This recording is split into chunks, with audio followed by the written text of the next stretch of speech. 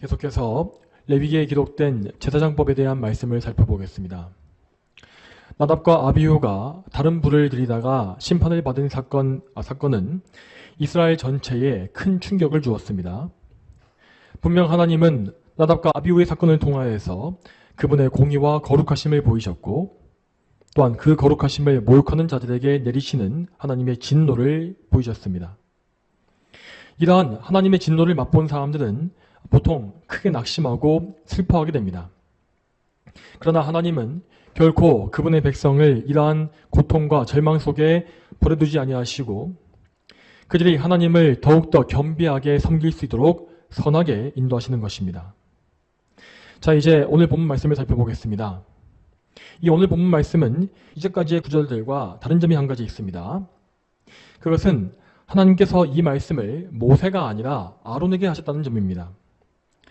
이제까지 제사장 위임식에서부터 시작해서 대부분의 제사장 규례는 먼저 모세에게 계시되고 아론에게 전달되었습니다.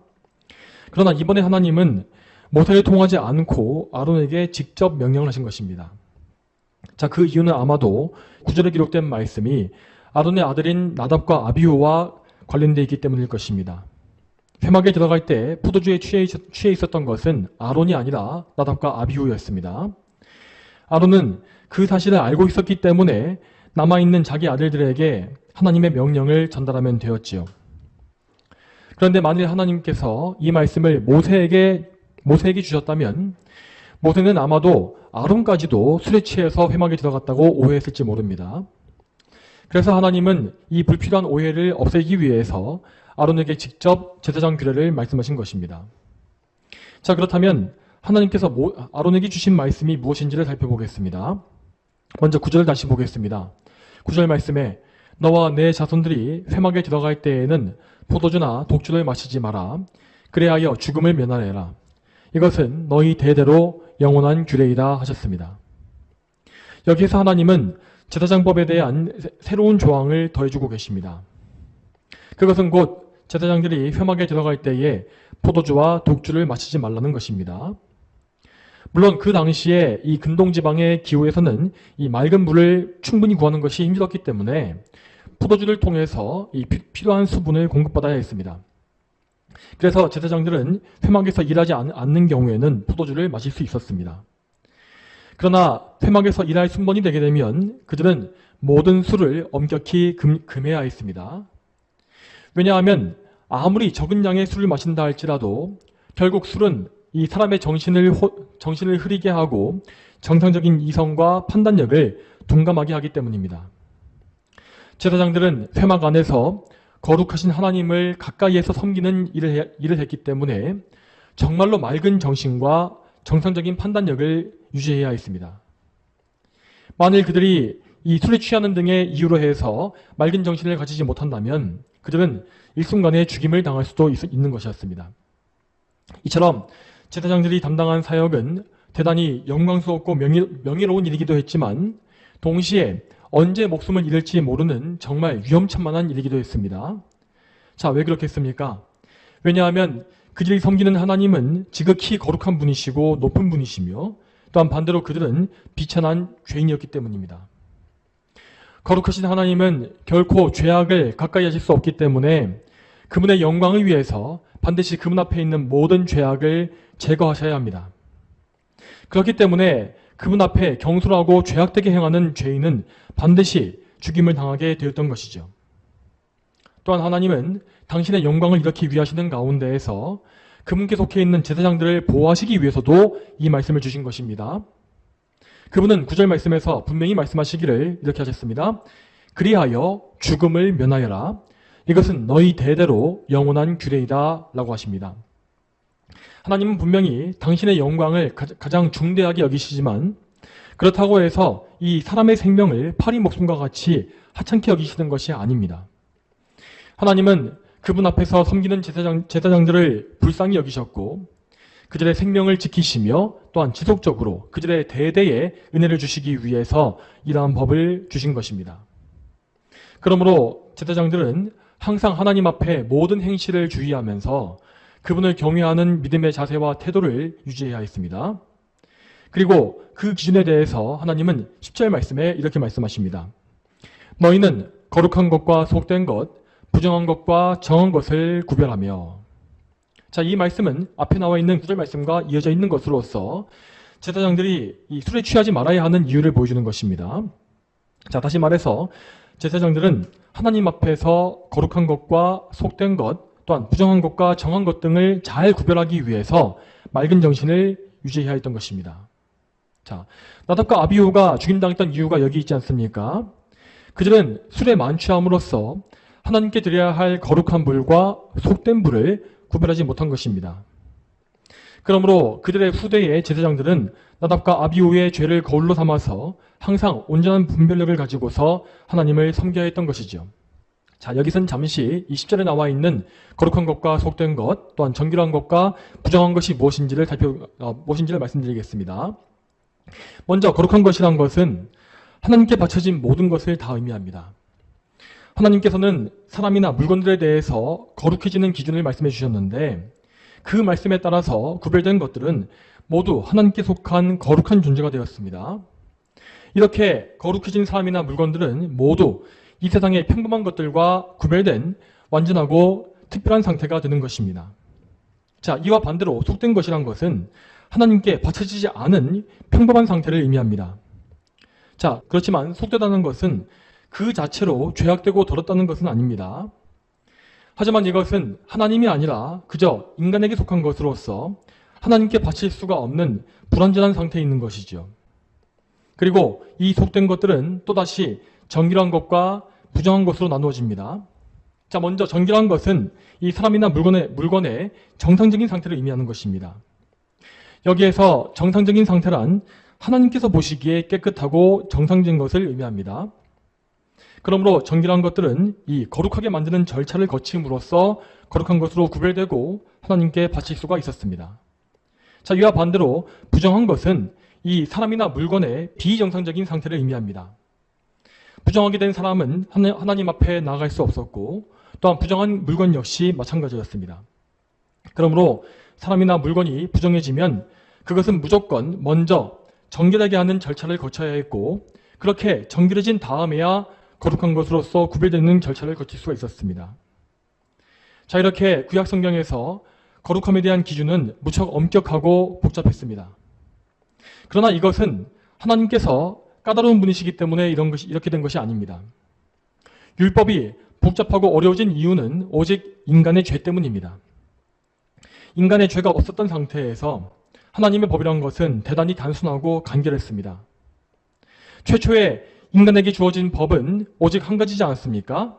창세기 2장 17절 말씀에 선과 악을 알게 하는 나무의 열매는 먹지 마라. 내가 거기서 나는 것을 먹는 날에는 반드시 죽을 것이다. 이 한 가지였습니다.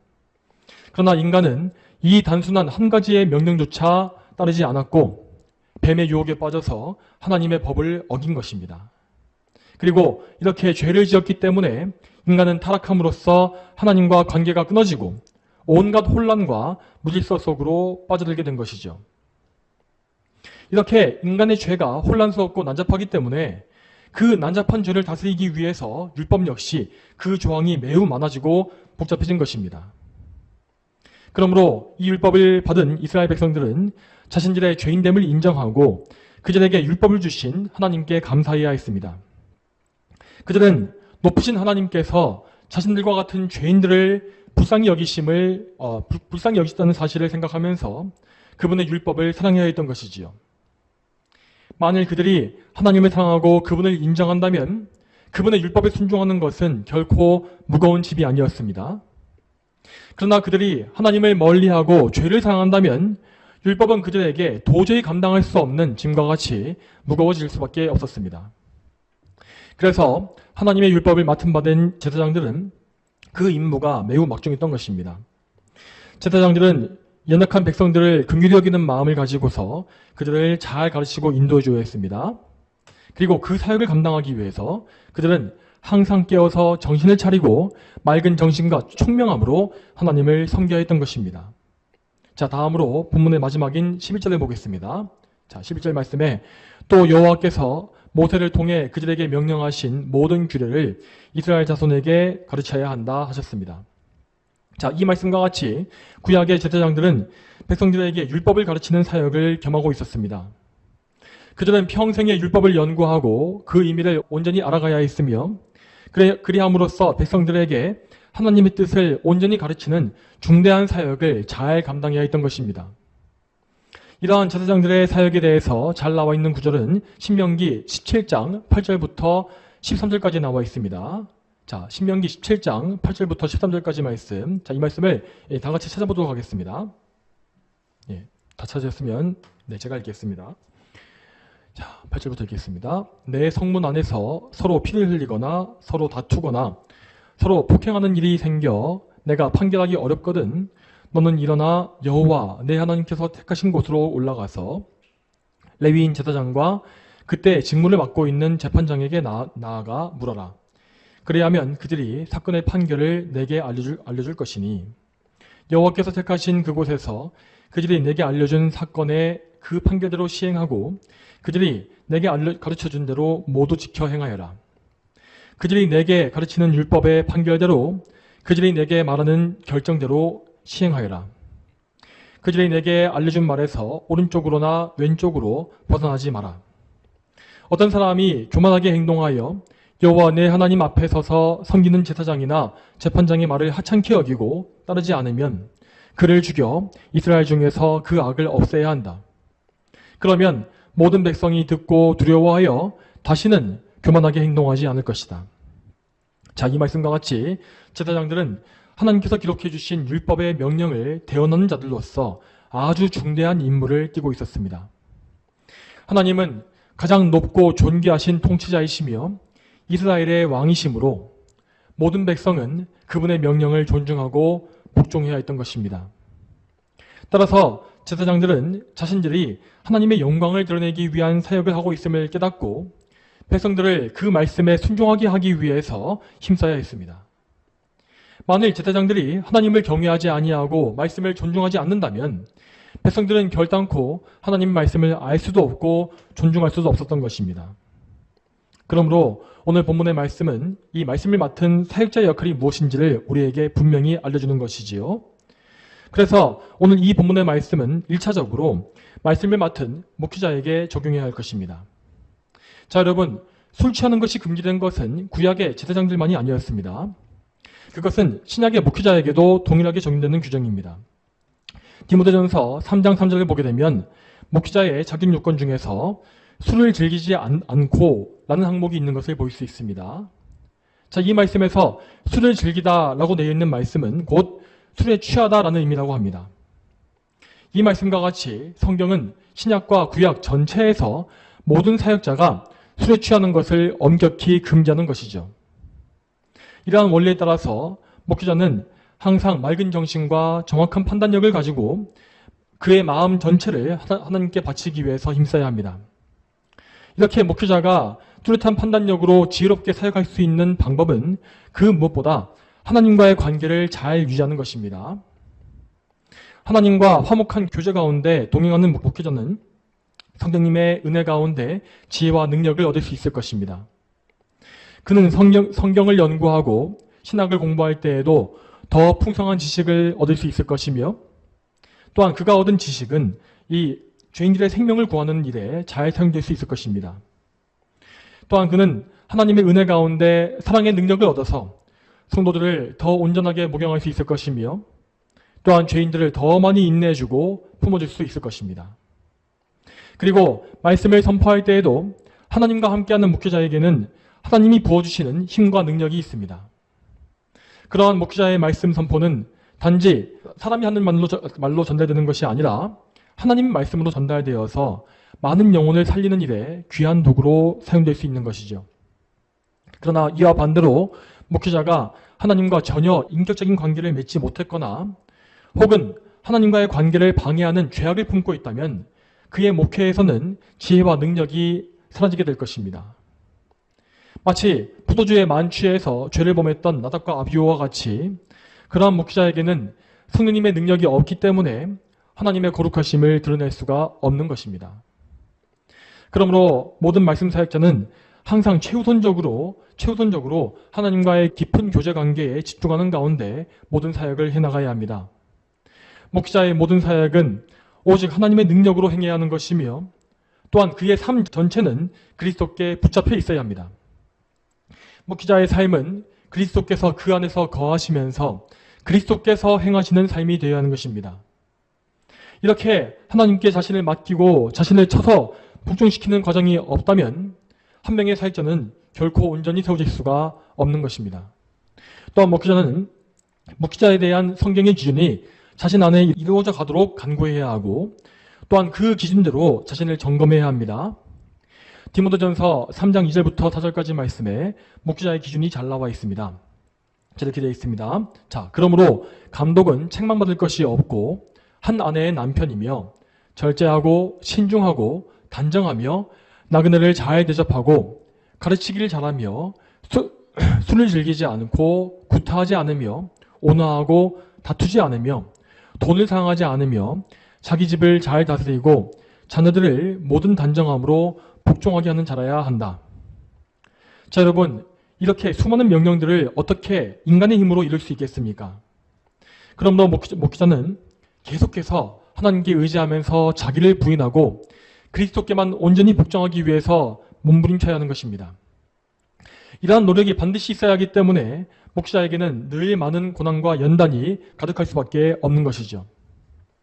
그리고 여기에 더해서 오늘 본문 10절 말씀에 따르면 사역자는 분별력을 갖춰야 합니다. 10절 말씀에 나와 있는 거룩한 것이나 부정한 것 등의 율법적인 기준들은 오늘날에 더 이상 존재하지 않습니다. 그러나 분명한 사실은 오늘날에도 이 세상에는 하나님께 속한 것과 하나님께 속하지 않은 것이 존재하고 하나님께서 기뻐하시는 것과 미워하시는 것이 존재한다는 사실입니다. 그러므로 사역자는 하나님과의 깊은 교제관계 속에서 하나님의 뜻에 자신을 맞추고 하나님의 뜻을 분별하는 영적인 지각을 갖추어야 합니다. 그러기 위해서 그는 성경적인 정통신학을 바르게 공부하고 이해해야 하며 또한 그러한 바른 지식을 바탕으로 해서 성령님과 동행하는 삶을 살아야 하는 것입니다. 그렇지만 오늘날 교회 안에는 이러한 기준을 무시하는 목회자가 너무나 많은 것이 현실입니다. 가장 심각한 문제는 너무나 많은 목회자가 올바른 신학을 배우지 못하고 잘못된 신학적 지식을 가진 채로 목회를 한다는 것입니다. 오늘날 기독교의 대부분을 점유하고 있는 것은 신복음주의적인 신학인데 이 신복음주의의 신학은 이 세상에 대해서 대단히 포용적인 입장을 가진 신학입니다. 그렇기 때문에 오늘날의 수많은 목회자는 이 세상에 어떤 현상이 벌어질 때에 그 배후에 있는 죄의 영향이나 마귀의 역사를 제대로 분별할 수가 없는 것입니다. 그들은 일단 모든 것을 다 긍정적으로 밝게 보려고 하며 그것을 어떻게 하면 사역에 잘 적용할 수 있을까를 고민하고 있습니다. 그래서 그들은 항상 이 새로운 세상의 문화를 교회 안에 도입하고 계속해서 교회의 울타리를 허물어가는 것입니다. 당연히 이러한 상황 속에서 교인들은 이 세상의 온갖 죄악된 것들을 무분별하게 받아들이게 되고 이 세상에 동거된 삶을 살 수밖에 없는 것이죠. 또한 본문 11절의 말씀과 같이 사역자는 하나님께서 말씀하신 모든 성경의 진리를 성도들에게 잘 가르쳐야 할 것입니다. 자, 구약 성경에서 하나님의 규례, 율법을 가르친다는 것은 곧 신약 교회에서 성경 말씀을 가르치는 것과 같습니다. 여러분, 성경이 무엇입니까? 성경은 하나님께서 그분의 백성을 구원하시기 위해 필요한 모든 말씀을 모아놓으신 거룩한 책이라 할 수 있습니다. 그러므로 성경을 올바르게 가르치는 것은 곧 사람들을 구원으로 이끄는 가장 중요한 수단이 될 수 있는 것입니다. 따라서 말씀 사역자는 할 수 있는 한 모든 성경의 말씀을 온전히 가르치기 위해서 힘써야 합니다. 마태복음 13장 52절에서 예수님은 이렇게 말씀하셨습니다. 그러므로 하늘나라를 위하여 제자가 된 서기관마다 자기 곳간에서 새 것들과 옛 것들을 꺼내는 집주인과 같다. 이 말씀에서 새 것과 옛 것들을 꺼내온다는 것을 사역자에게 적용하면 곧 신약과 구약의 말씀을 바르게 풀어내는 것을 의미합니다. 그는 성경 전체의 메시지를 일관되고 모순됨이 없이 해석할 수 있어야 하며 또한 그것을 성도들에게 잘 가르칠 수 있어야 합니다. 자, 그 일을 위해서 사역자는 바른 신학의 도구를 장착해야 하는 것입니다. 자, 지금 우리가 붙잡고 있는 바 개혁파 신학은 교회의 2000년 역사를 통해서 계속 계승되고 발전되어 왔으며 또한 철저하게 검증되었던 역사적인 신학입니다. 이 올바른 신학의 도구는 인간의 힘으로 만든 것이 아니라 하나님께서 섭리 가운데 교회에 허락해 주신 영적인 보화입니다. 그러므로 사역자는 이 바른 신학, 정통 신학을 철저하게 연구하고 깊이 아는 가운데에서 모든 성경을 바르게 해석해서 성도들에게 선포해야 합니다. 또한 사역자는 성도들이 말씀에 온전히 순종할 수 있도록 그들에게 말씀을 적용하는 일 역시 잘해야 합니다. 물론 항상 1차적으로 가장 중요한 것은 말씀 자체의 뜻을 잘 해석하고 가르치는 것입니다. 그러나 여기에서 더 나아가서 말씀을 듣는 사람들은 그 선포된 말씀을 통해서 하나님의 거룩한 백성으로 세워져 가야 하는 것입니다. 말씀의 내용이, 이 설교의 내용이 아무리 정교할지라도 그 말씀이 정작 우리의 실제 삶과 동떨어져 있다면 우리는 그 말씀에 어떻게 순종할지 알 수가 없습니다. 우리는 모든 말씀을 통하여서 하나님을 먼저 알아야 하고 또한 그와 동시에 하나님께서 우리에게 무엇을 원하시고 무엇을 명령하시는지를 확실히 알 수 있어야 합니다. 이렇게 하여서 말씀을 바르게 이해할 때에 성도들은 분명히 하나님 앞에서 자신의 죄인됨, 자신의 모든 죄를 더 많이 알 수 있을 것입니다. 성령께서는 말씀을 통하여서 그들의 마음을 깨뜨리시고 낮추시며 그들의 죄를 회개하게 하시고 또한 하나님께 더욱더 순종하는 거룩한 백성들로 만들어 가시는 것이죠. 그러므로 말씀을 맡은 사역자는 반드시 성도들에게 올바른 말씀의 적용을 잘 알려줌으로써 회개와 성화의 길을 제시할 수 있어야 합니다. 그렇지만 오늘날 주류 기독교의 말씀 사역은 이러한 성경적인 원리에서 크게 벗어나 있습니다. 현대교회의 말씀은 하나님께서 어떤 분이신지를 명확히 선포하지 않으며 또한 교인들로 하여금 철저한 회개를 하도록 책망하지도 않습니다. 다시 말해서 오늘날의 사역자들은 죄인들을 하나님께 돌이키게 만들거나 그들을 하나님께 맞추도록 만드는 것에 관심이 없는 것입니다. 대신에 그들은 하나님을, 죄인들이 아니라 하나님을 죄인들에게 맞춰가는 식의 말씀을 전합니다. 그들은 죄인의 모든 문제를 그저 이해하고 공감해주기 위해서 애쓰며 또한 그 문제의 원인이 되는 죄를 지적하지 않습니다. 이렇게 되면 사람들은 자기의 죄를 철저하게 알거나 회개할 수가 없고 그저 지금 자신의 상태에 만족할 수밖에 없는 것입니다. 그리고 당연히 이러한 상태에서는 하나님의 뜻에 순종하기 위해서 죄와 싸우는 삶을 역시 살 수가 없겠지요. 그러므로 모든 말씀 사역자들은 자신의 사역을 되돌아보고 하나님의 말씀을 있는 그대로 선포하기 위해서 애써야 합니다.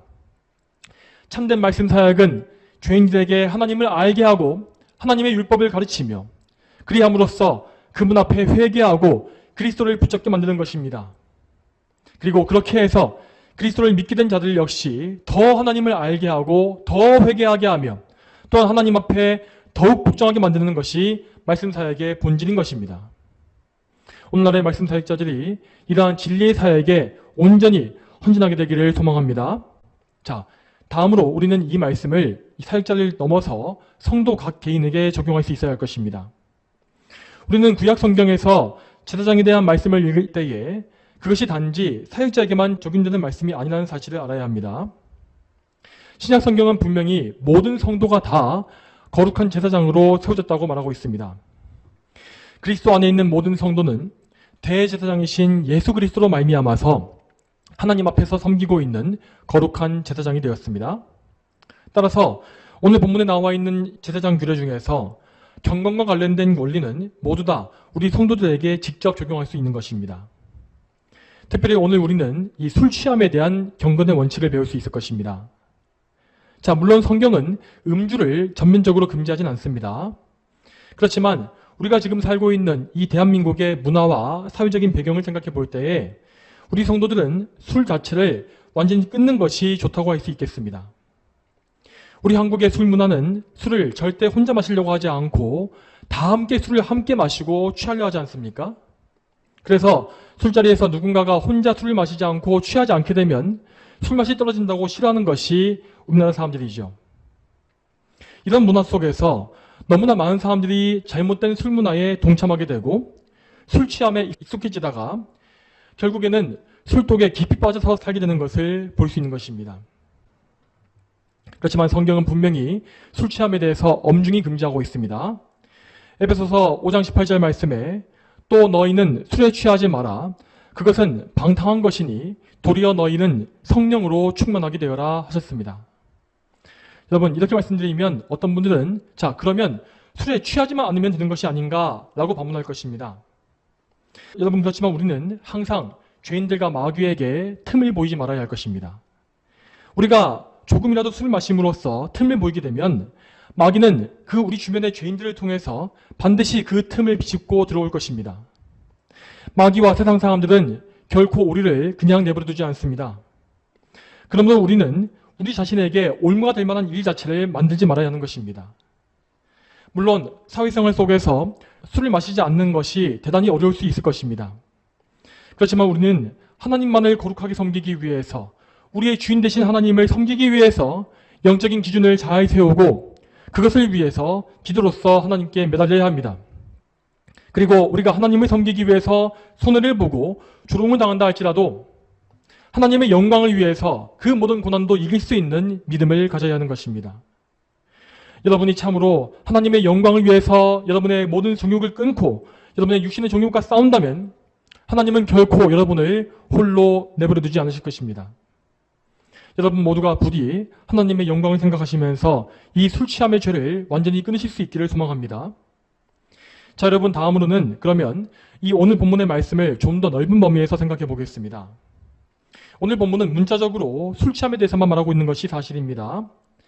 그렇지만 하나님 앞에서 우리의 정신을 혼미하게 만들고 영적으로 흐려지게 만드는 것은 비단 음주뿐만이 아닙니다. 우리 육체의 정욕과 관련되어 있는 모든 죄는 다 우리를 영적으로 해칩니다. 로마서 13장 13절과 14절 말씀에 이렇게 나와 있습니다. 로마서 13장 13절과 14절 말씀에 낮에 행동하듯이 단정히 행하고 방탕과 술취함과 음란과 호색과 다툼과 시기를 멀리하고 오직 주 예수 그리스도로 옷 입고 정욕을 위하여 육신의 일을 도모하지 마라 라고 하였습니다. 자, 여러분 잘 보십시오. 분명 신약 성경은 술 취함뿐만 아니라 우리의 모든 정욕을 부인해야 한다고 말씀하십니다. 이것이 얼마나 높은 기준인지를 잘 생각해 보시기 바랍니다. 여러분, 우리는 가끔 이 신약시대의 성도의 삶에 대해서 구약시대보다 그 기준이 더 낮을 것이라고 생각할 때가 있습니다. 자, 왜냐하면 구약시대에는 하나님 앞에 죄를 지어서 즉시 죽임당하는 일들이 있었기 때문이죠. 자, 나답과 아비후가 죽임당한 사건을 통해서도 우리는 구약시대의 성도들이 우리보다 훨씬 더 높은 신앙의 기준을 요구받았다고 생각하게 됩니다. 물론 지금 우리가 예수 그리스도의 공로 덕분에 많은 은혜를 입는 것은 사실입니다.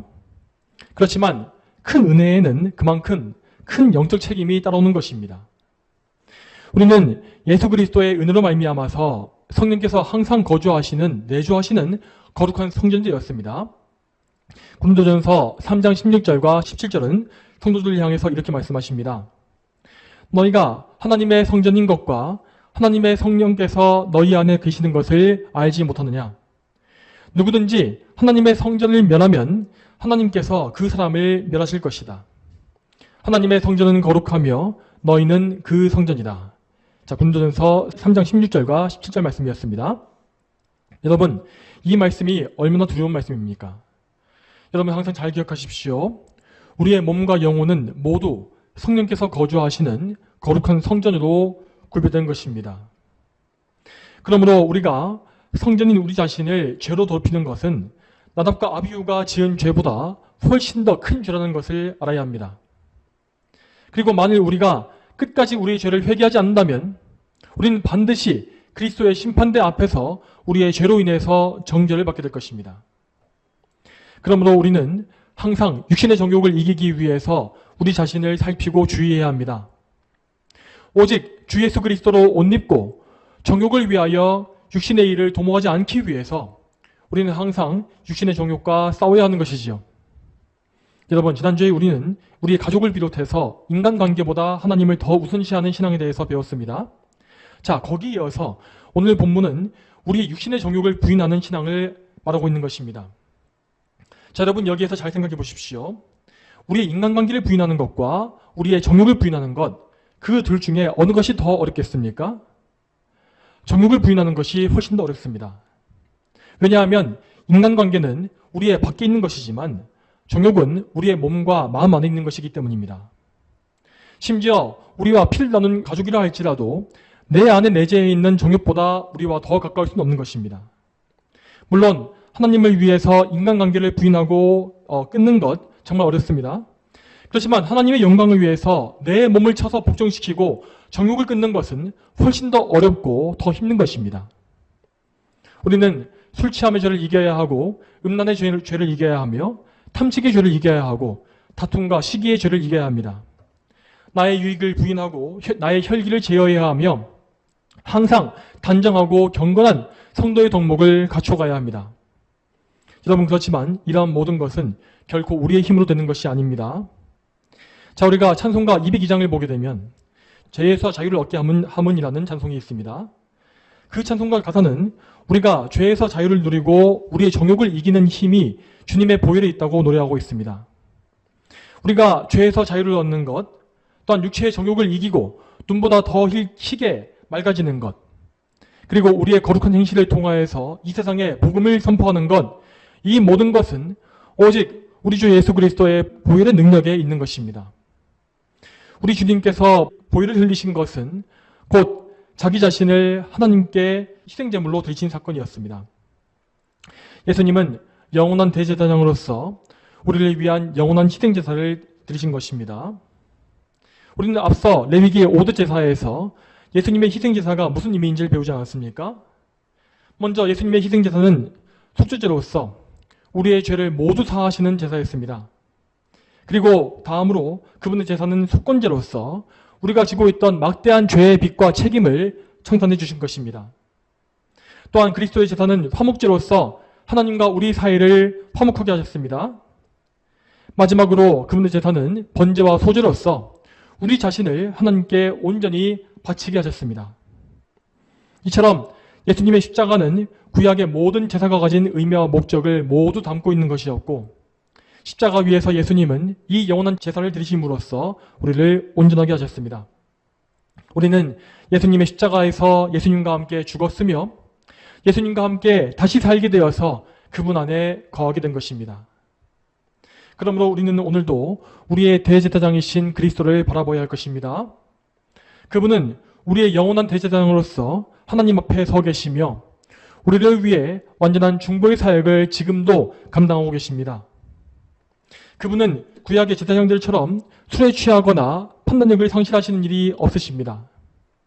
그분은 항상 무한한 지혜와 완전한 판단력과 정확하고 무호하고 풍성한 지식을 바탕으로 하나님을 섬기고 계십니다. 그리고 그분은 완전한 공의로서 모든 죄를 판단하시되 또한 무한한 사랑으로서 우리를 불쌍히 여기시는 우리의 주님이십니다. 따라서 우리는 참으로 그리스도께만 전적으로 의지해야 합니다. 우리는 하나님의 거룩하심과 공의로우심을 깊이 알고 그분 앞에 우리 자신이 얼마나 큰 죄인인지를 항상 생각해야 합니다. 그리고 우리의 죄를 아파하면서 그 죄를 조목조목 정말 상세하게 예수님께 아뢰고 그 죄를 이길 수 있는 능력이 우리에게 없음을 예수님께 호소해야 합니다. 우리는 죄를 이기고 거룩한 성도가 될 수 있도록 오직 예수 그리스도께 의지하는 것입니다. 그러므로 더 이상 육신의 정욕에 여러분 자신을 풀어놓지 마시기 바랍니다. 죄의 유혹이 있을 때마다 그 유혹에 넘어가지 마시고 그때마다 예수님을 찾고 그분을 붙드십시오. 우리의 정욕과 마귀의 유혹은 너무나 강하게 느껴지는 것이 사실입니다. 그렇지만 우리 주 예수님의 능력은, 그분의 보혈은 우리의 정욕보다 또한 마귀보다 훨씬 더 강력합니다. 그러므로 우리가 예수님을 굳게 믿고 그분께 의지한다면 참으로 그분은 우리가 알 수 없는 놀라운 능력으로서 우리를 붙잡아 줄 수 있는 것입니다. 저와 여러분이 예수 그리스도와 동행하고 그분께 붙잡힘으로써 점점 더 온전한 순종의 삶을 살 수 있게 되기를 축복합니다. 다 함께 기도하겠습니다. 하나님 아버지, 오늘도 레위기의 말씀을 통하여서 우리가 하나님 앞에 거룩하게 섬기며 나아가는 것이 무엇인지를 보게 하심에 감사드립니다. 하나님, 언제나 저희가 낮에 행하듯이 단정하고 또한 경건하게 하나님을 잘 섬기게 하시며 술 취함을 비롯해서 모든 우리의 육신의 방탕과 정욕을 다 부인하고 오직 예수 그리스도께만 의지하고 그분을 거룩하게 섬길 수 있도록 인도해 주시옵소서. 또한 이 땅에 있는 모든 사역자들이 하나님의 말씀을 잘 또 깨닫고 바른 신학과 바른 지식을 가지고 하나님 앞에 거룩하게 섬길 수 있도록 도와주시며 그전의 말씀 사역을 통하여서 모든 성도들이 하나님을 두려워하며 하나님을 경외하고 섬기는 온전한 신앙생활을 할 수 있도록 주여 도와주시길 원합니다. 감사드리옵고 예수님의 이름으로 기도 올립니다. 아멘.